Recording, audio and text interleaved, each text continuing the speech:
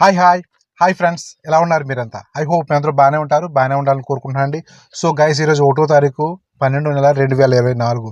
So ఈ నెల మొదటి రోజున నేను చీకట్లో వీడియో తీస్తున్నాను అండి. కారణం ఏంటంటే నిన్న నుంచి ఫుల్ తుఫాను. సో కరెంట్ పోయింది, కరెంట్ రావట్లేదు, చాలా వెయిట్ చేశాను. కానీ సో నిన్నైతే చాలామందికి పెన్షన్ పాలసీలు ఎక్స్ప్లెయిన్ చేస్తూ టైం అయిపోయింది, న్యూస్ రాయడానికి కూడా టైం సరిపోలేదు. సో అయితే ఈరోజు న్యూస్ విషయానికి వెళ్తే ఫస్ట్ కోవిడ్ విషయానికి వెళ్తే కువైట్లో కొత్త ట్రెండ్. సో కొత్త ట్రెండ్ అంటే కువైట్ వాళ్ళకి కొత్త ట్రెండ్, ఆ ట్రెండ్ వల్ల మన వాళ్ళకి లాసు.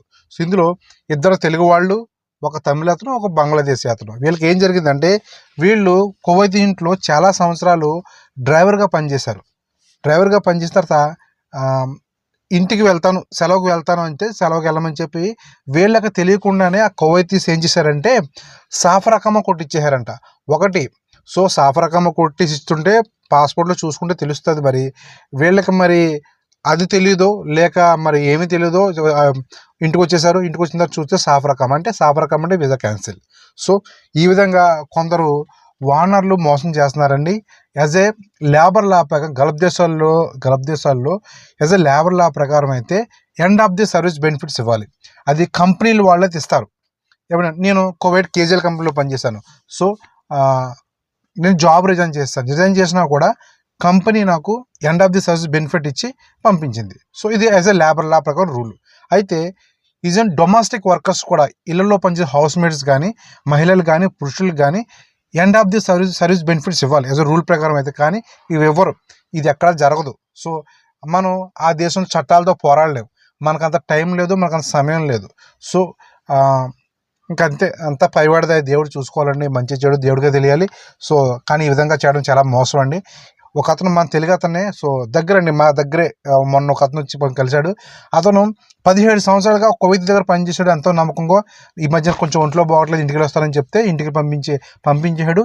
అతనికి సాఫరకమ్మ కొట్టించాడు. పాపం తెలియదండి, ఇంటికి వచ్చి చూసుకుంటే సాఫరకమ్మ వీసా క్యాన్సిల్. పాపం చాలా బాధపడ్డాడండి. 17 సంవత్సరాలు అతని పిల్లలు కూడా కళ్ళ ముందు పెరిగి పెద్దోళ్ళు అయ్యారు. పాపం చాలా బాధపడ్డాడండి. సో జాగ్రత్త అండి, మిత్రులందరూ జాగ్రత్తగా ఉండాలి. నెక్స్ట్ పోలీసులు చెకింగ్ అయితే బీభత్సంగా ఉంది. నైట్ టైం కూడా చెకింగ్ చేస్తున్నారు, ట్రాఫిక్ వైలేషన్ చెక్ చేస్తున్నారు. సో వీసా వైలేషన్ కూడా చెక్ చేస్తున్నారు కువైట్లో. ఓకే, నెక్స్ట్ సౌదీ విషయానికి వెళ్తే 13 మిలియన్ ఎక్స్పర్ట్స్ పాపులేషన్ ఉంది సౌదీలో. 13 మిలియన్ ఎక్స్పర్ట్స్ పాపులేషన్ ఉంది సౌదీలో, 60 దేశాల వాళ్ళు. ఓకే, ఇంతే సౌదీ పాపులేషన్కి 40% ఎక్స్పర్ట్సే ఉన్నారు. చూడండి అంటే ఎంత విదేశీయులు ఎంతమంది ఉన్నారో సౌదీలో.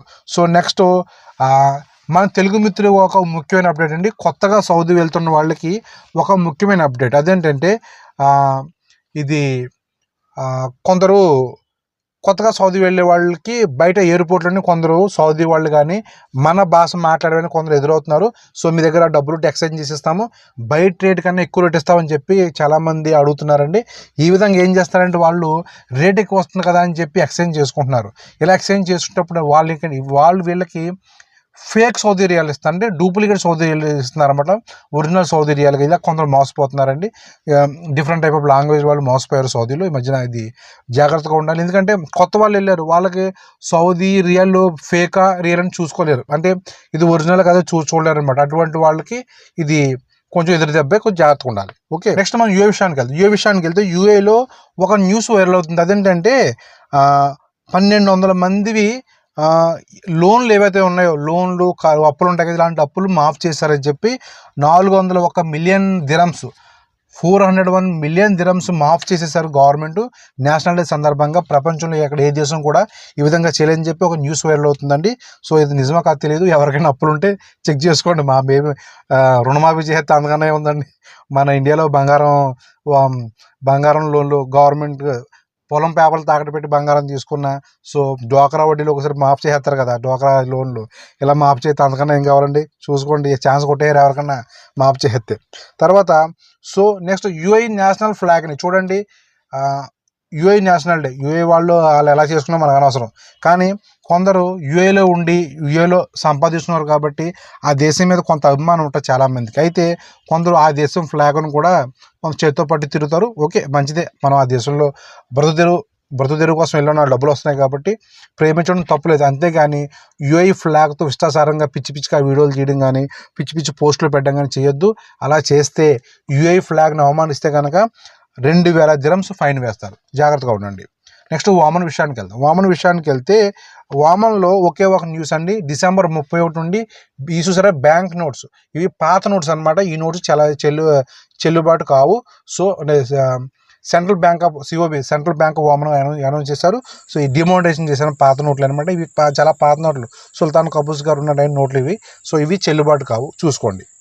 బెహ్రెన్ విషయానికి వెళ్తే ఒక బెహ్రానీ అతను తన యొక్క ఇంట్లో ఫ్లాట్లో అద్దెకుంటున్న మహిళను ఫిజికల్గా ఇబ్బంది పెడుతున్నాడు, ఎప్పుడు పడితే అప్పుడు కరెంట్ కట్ చేసేస్తున్నాడు.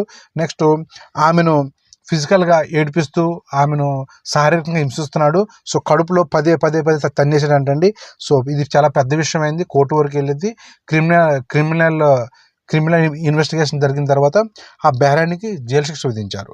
ఓకే, నెక్స్ట్ 1,00,000 బీడీలు విలువ గల ఒక డ్రగ్స్ రాకెట్ని రట్టు చేశారు అధికారులు. సో డ్రగ్స్ కేసులో దొరకడం అంటే బెహ్రెయిన్లో ఇంకా ప్రాణంతో చెలగాటమే. నెక్స్ట్ ఉమ్ము వేసి ఎన్వైరన్మెంట్ను పాడు చేస్తున్న వారిపైన చర్యలు తీసుకుంటారండి బెహ్రెయిన్లో. గుర్తుపెట్టుకుని చాలామంది నైట్ టైం ఎక్కడ పడితే ఉమ్ము వేసి వెళ్ళిపోతారు. అటువంటి వాళ్ళు పట్టుకుంటే చర్యలు తీసుకుంటారు, జాగ్రత్త. ఎక్కడ పడితే అక్కడ ఉమ్ము వేయకూడదండి, జాగ్రత్తగా ఉండండి. తర్వాత ఖత్తర్ విషయానికి వెళ్తే 45వ GCC కౌన్సిల్లో పాల్గొనడానికి ఖత్తర్ అమీర్ గారు కువైత్ చేరుకున్నారు. తర్వాత ఖత్తర్లో గోల్డెన్ వీసాలు కూడా త్వరలో ఇవ్వబోతున్నారండి. సో ఎవరైతే ఖత్తర్లో ఇన్వెస్ట్ చేస్తారో బిజినెస్ నిమిత్తం అటువంటి వాళ్ళకి గోల్డెన్ వీసాలు ఇస్తారన్నమాట ఖత్తర్లో త్వరలో. సో అంటే ఇన్వెస్ట్మెంట్ భారీ మొత్తంలో కొత్త ఫ్యాక్టరీలు లాంటివి ఏర్పాటు చేస్తారు అటువంటి వాళ్ళకి అనమాట. తర్వాత ఫ్లైట్లో ఖత్తర్ నుండి వచ్చేవాళ్ళు ఫ్లైట్లో కార్టూన్స్ తీసుకురావచ్చండి. కార్టూన్స్ తీసుకురాకూడదని రూల్ లేదు, కానీ ఒక కార్టూన్ తెచ్చుకొని శుభ్రంగా రబ్బింగ్ చేసుకుని తెచ్చుకోండి, ఏ ఇబ్బంది లేదు. అంటే మరీ ఎక్కువ కార్టూన్ ఉంటే మేబీ అబ్జెక్షన్ చేసే అవకాశం ఉంది. సో ఒక కార్టూన్ తెచ్చుకోండి శుభ్రంగా. అంటే కార్టూన్ వల్ల ఏంటంటే ప్లస్ పాయింట్ అంటే కార్టూన్ వెయిట్ తక్కువ ఉంటుంది, సామాన్లు ఎక్కువ పడతాయి, లగేజ్ ఎక్కువ పడుతుంది. ఇది ఒక ప్లస్ పాయింట్. అందువల్ల ఒక కార్టూన్ తెచ్చుకోండి, కానీ రబ్బింగ్ చేయండి, తాళ్ళతో కట్టద్దు. తాళ్ళతో కడితే మళ్ళీ ఎయిర్పోర్ట్లో ఆపేసి ఇబ్బంది పెట్టే అవకాశం ఉంది. ఈ విషయం గమనించండి. మన నెక్స్ట్ వీడియో మళ్ళీ కలుద్దాం. అంతవరకు బాయ్.